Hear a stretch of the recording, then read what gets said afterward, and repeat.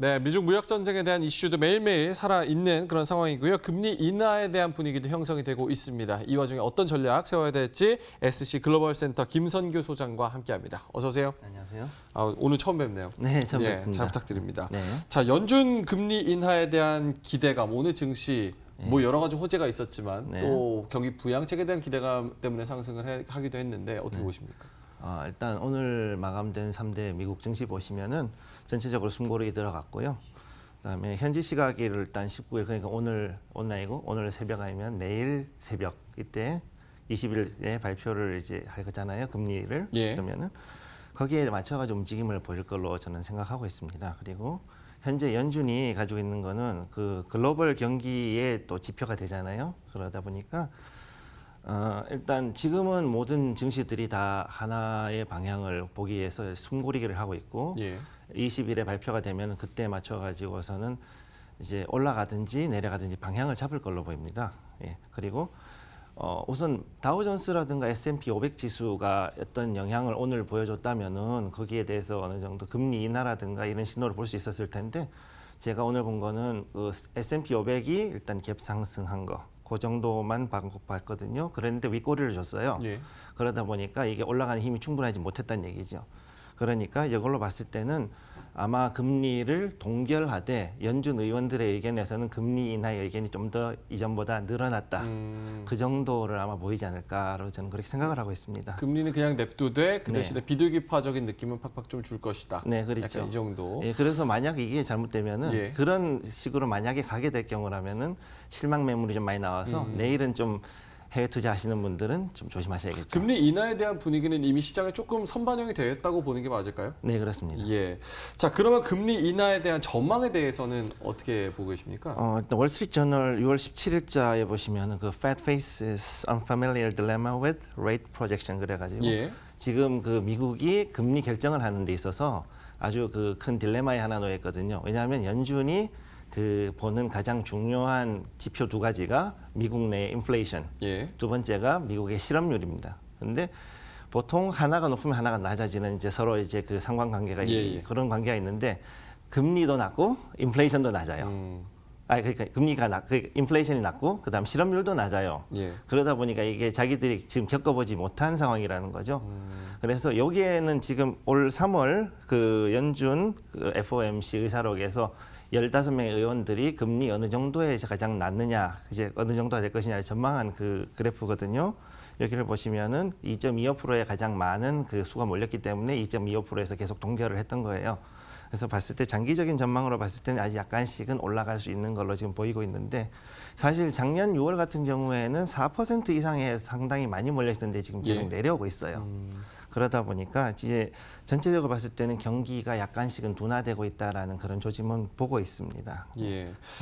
원래 뭐 상황이 이렇지는 않았는데 사실 급격하게 지금 바뀐 게 미중 무역 전쟁이 생각보다 빨리 격화됐다는 점, 이 네. 좀 변수로 들 수 있을 것 같아요. 네. 이 부분을 해결하기 위해서 이제 G20 정상회담에서 시진핑 주석과 트럼프 대통령이 만나서 확대 회담도 하고 네. 이 부분에 대한 실마리를 좀 풀어나갈 노력을 할 것이다 이런 기대가 있는데 네. 향후 시나리오에 대해서 어떻게 전망하십니까? 저는 조금 그게 대해 비관적인 게 아.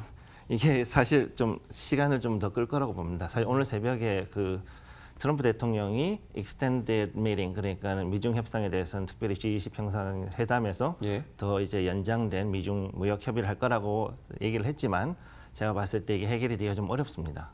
가장 큰 이유가 뭐냐면 지적재산권에 대한 침해가 가장 큰 문제인데 이제 6월 11일자 월스트리트 저널 보시면은 거기에 이제 그 미국 내 수사기관에서 그 중간촌 그러니까 미국 주 북경에 있는 그 국영 그 기업들이라든가 혹은 이제 IT 그 지방 정부들 그쪽에서 있던 그 펀드들이 있어요. 예. 그 펀드들이 미국의 실리콘밸리에 있는 스타트업들한테 자금을 제공한 조건으로 기술을 빼갔다라는 정황을 FBI 수사 보고서가 나온 게 있어요. 그래서 거기에서 언급된 회사가 크게 세 개인데 바이두 있고 포슨 인터내셔널 그다음에 알리바바 이 세 개의 업체가 지금 언급이 돼 있습니다. 근데 문제가 뭐냐면은 이런 언론에 언급됐다는 것 자체가 예. 사실은 수사기관들은 거기에 대해 어느 정도의 확증된 증거를 가지고 있다는 얘기거든요.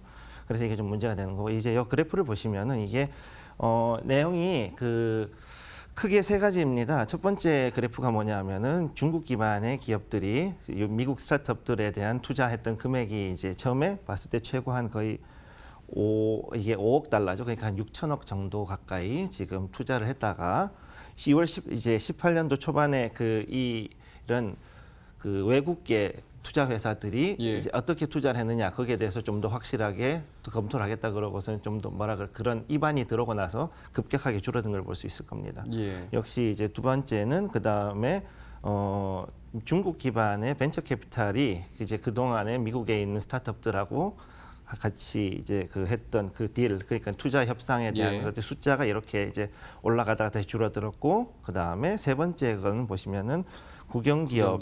중국 국영기업들이 벤처 캐피탈과 했던 그 투자 협상의 숫자, 성사된 숫자는 예. 급격하게 줄어든 걸 보실 수 있을 겁니다. 예. 그래서 이때 이미 그 전부터 있던 자료들을 다 봤기 때문에 이걸로 봤을 때는 분명히 좀 장기전으로 가지 않을까 저는 그런 생각합니다. 가장 첨예하게 대립하고 있는 지적과 재산권 부분이 쉽게 풀릴 부분은 아니기 때문에 G20에서 악수 한번 하고 쉽게 끝나지 이렇게 끝날 문제가 아니다 이렇게 정리를 해주시는 거죠. 그러기에는 중국이 너무 많이 갔습니다. 예, 알겠습니다. 예.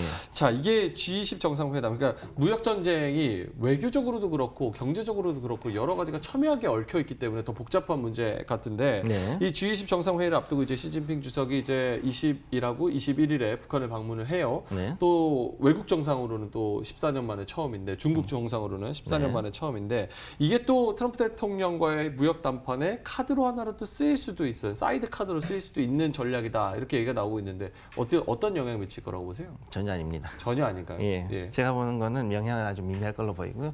일단 중요한 게 이게 누가 초청을 했냐거든요. 중국이 가겠다 그래서 했으면은 분명히 그 말씀이 맞아요. 근데 지금 문제는 뭐냐면은 일단 북한이 먼저 요청을 했고 거기에 대해서 중국이 응해가지고 간 거예요. 그러다 보니까 이건 뭐냐면은 결국은 자기들 제재를 오랫동안 받았기 때문에 이건 예. 문제가 있다. 그러니까 이 제재를 풀기 위해서 지원 좀 해달라. 이제 그 얘기하는 거죠. 그러면 거기 갔을 때는 그냥 뭐 이제 어느 정도 이제 그냥 돈 줄 테니까 돈 아니면 쌀 아니면 뭐 비료 이런 거 지원을 해줄 테니까 그러면 네가 미국을 좀 어떻게 신경을 좀 끌어봐라. 그런 얘기를 하겠죠. 그러면은 약간 그러니까 시진핑 주석이 북한에 가면서 우리 북한을 어떻게 할 수 있어 전략적 제휴를 맺고 있어 네. 대놓고 말하면서 그러면서 만약에 미국이 우리와 협상을 제대로 안 한다면은 북한을 우리가 또 마음대로 할 수 있어 이런 시그널을 보내는 의미로도 해석이 안 되나요? 보통 그럴 수 있는데 네. 그 부분에 사실 북한이 할 수 있는 카드라는 게 로켓 발사잖아요. 저는 이제 가끔씩 그 농담 삼아서 불꽃놀이라고 표현을 하는데 예. 불꽃놀이 해가지고서 미국이 그렇게 크게 움직이지는 영향은 않다는 없을 거죠. 것이다. 예, 무대응으로 일관할 걸로 보이고요. 예. 그리고 괜히 그랬다가는 제재 기간만 더 늘어나거든요. 현재 북한이 맥시멈 페널티로 지금 체제를 받고 있기 때문에 예. 어렵습니다. 알겠습니다. 자, 아까 뭐 IT 제재, 지적재산권 제재, 화웨이 제재에 대해서 좀 말씀을 하셨는데, 네. 그러니까 미국의 화웨이 제재로 인해서 반사 이익을 얻는 기업이 있을 거고, 또 반사로 또 나쁜 영향을 받는 기업들도 있을 거란 말이에요. 뭐 네. 통신 장비가 또 일단 뭐 삼성전자 걸로 대체될 수도 있을 거다 이런 분석도 나오고, 네. 이 반사 이익과 수혜주와 좀 안 좋은 주 이렇게 좀 구분해서 말씀 좀 해주세요. 일단은 첫 번째 미중 무역 분쟁에서 일단 미국이 중국 기업들 집중적으로 때린 게 IT 기업이잖아요. 예. IT 기업들이 두 가지 측면에서 두들겨 맞았는데 첫째는 직접 재산권이지만 두 번째는 이제 미국이 가지고 있는 그 도청 능력이 있어요. 예. 그 쉽게 통신망을 통해 가지고 감청하는 그런 능력들에 대해 가지고 도전을 했기 때문에 예. 그것 때문에 지금 두들겨 맞는 부분이거든요. 예. 사실 그러다 보니까 일단 GT는 벌금 맞았고요. 그다음 화웨이 지금 그 미국 독자 제재 맞았죠. 이란에 송금한 건 때문에. 그래서 또 한 번 더 두들겨 맞을 거란 말이죠. 일단은 제가 봤을 때 이 미국이 에너지에 대한 패권하고 그다음 통신에 대한 패권에 대해서 도전하는 그 국가라든지 단체는 무조건하고 이제 응징을 가할 것이고요. 그다음에 거기에 맞춰 가지고 상대적으로 우리나라가 이제 좀 득을 보시는 부분은 있죠. 그리고 이제 또 재미있는 것이 미국이 이제 트럼프 행정부에 들어와서 도로하고 그다음 송유관 그다음에 통신에 대해 가지고 대대적인 인프라 투자가 지금 들어가 있습니다. 내수의 경기 활성화를 위해서. 예. 그럼 그럴 경우에는 이제 통신 장비라든가 이런 거는 일부는 우리나라 기업의 수혜가 받을 수 있죠. 알겠습니다. 네. 자, 그럼 향후 뭐 투자 전략에 대해서는 좀 조언을 짧게 좀 해주실 수 있을까요? 네, 일단은 지금 상당히 조심하는 분위기이기 때문에 그 저평가된 자산에 일단 투자를 하시고 이건 예. 국내든 해외든 똑같이 이제 저평가된 자산을 해주시고 그 다음에 금은 가능하면 좀 자제를 해주시는 게 좋을 것 같습니다. 예. 그리고 일단 우리나라에서는 그 저평가된 대형주의주, 예. 그 다음에 해외는 이제 양대 거래소의 제약 바이오주 이런 것들 위주로 가시는 게 제일 좋습니다. 예, 알겠습니다. 지금까지 SC 글로벌 센터 김선규 소장과 함께했습니다. 오늘 말씀 감사합니다. 감사합니다. 저희 글로벌 랩이 준비한 내용 여기까지입니다. 저희는 내일 다시 찾아뵙겠습니다. 감사합니다.